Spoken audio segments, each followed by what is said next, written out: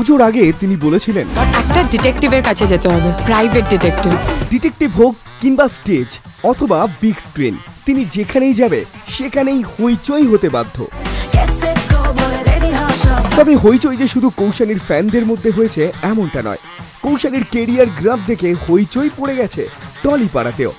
কারণ এই বছরই কৌশানী টলিউডের দুই সুপারস্টারের সাথে স্ক্রিন শেয়ার করে ফেলেছে, একজন দেব আর অন্যজন টলিউড বস জিৎ।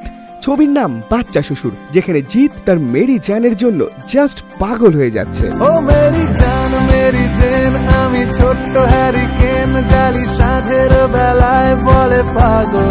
তবে টলিউডের এই দুই সুপারস্টারের সাথে অভিনয় করার পর এখন কৌশানী ব্যস্ত তার একমাত্র উত্তম কুমার মানে বনির সাথে নেক্সট ছবি জানবাজের শুটিং এ। তবে কৌশানী তার শত ব্যস্ততার মাঝেও টাইম দিতে ভুলছে না তার ফ্যানদের। আর তাই তো বছরের শুরুতে আবারও পাগল করা লুক নিয়ে কৌশানী তার ফ্যানদের বলল, আমি এসে গেছি তোমাদের সামনে তোমাদেরকে একটা স্পেশাল উইশ করতে।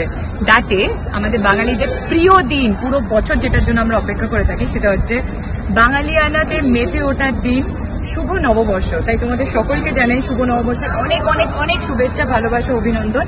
আর তোমরা খুব ভালোভাবে বছরটা কাটাও, বাঙালিয়ানাতে মেতে উঠে কাটাও, বাঙালিয়ানার সাজে কাটাও, প্রচুর প্রচুর খাবার দাবার, লুচি, আলুর দম, কষা মাংস, এই দিনগুলো আমরা সারা জীবন ছোটবেলার স্মৃতি হিসেবে মনে রেখে দিই। আর এখনো সেই জিনিসটাই আমরা করি, ইনফ্যাক্ট আমি এখনো করি। তো তোমাদের সবাইকে বলবো খুব এনজয় করো, খুব ভালোভাবে দিনটা কাটাও আর নিজের কাছের মানুষদের সাথে কাটাও। So wish you all a very very very happy নববর্ষ।